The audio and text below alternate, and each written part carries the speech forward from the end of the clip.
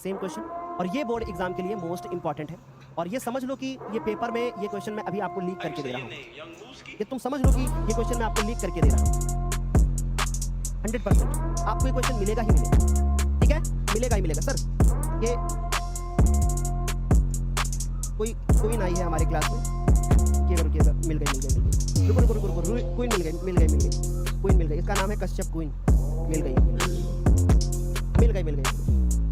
नाम है क्वीन। अब आगे क्या ही कहें मेरे प्यारे बच्चे, देखो जरा ध्यान से। कह रहे हैं कि बिंदुओं a, b और -a, बीच की दूरी को ज्ञात करते हैं। a, b व -a,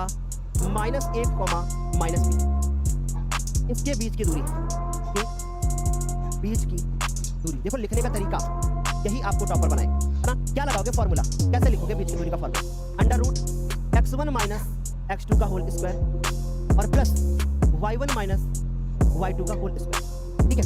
अगर मैं x1 के बारे में बात करूं, x1 क्या है, अगर मैं x1 के बारे में बात करूं तो x1 क्या है, क्या आ जाएगा हमारे पास x1, ये हो जाएगा y1, ये हो जाएगा x2, ये हो जाएगा। अब देखो जरा ध्यान से, कुछ बच्चे कहते हैं कि सर x2 पहले होना चाहिए और x1 बाद में होना चाहिए।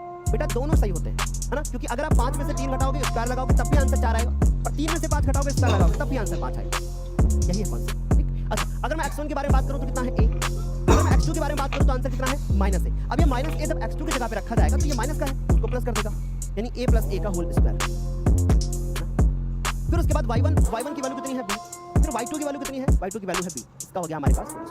अब आगे चलेंगे, a से a हमारे पास हो जाएगा 2a, ये हो जाएगा 2a का होल स्क्वायर।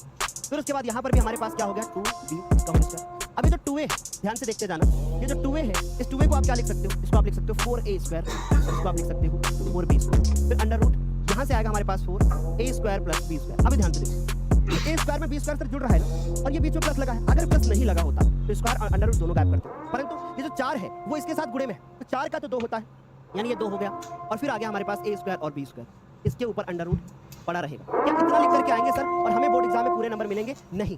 अगर हम इतना लिख करके आएंगे और हमें बोर्ड एग्जाम में पूरे नंबर क्यों मिलेंगे? क्योंकि हमें लिखना पड़ेगा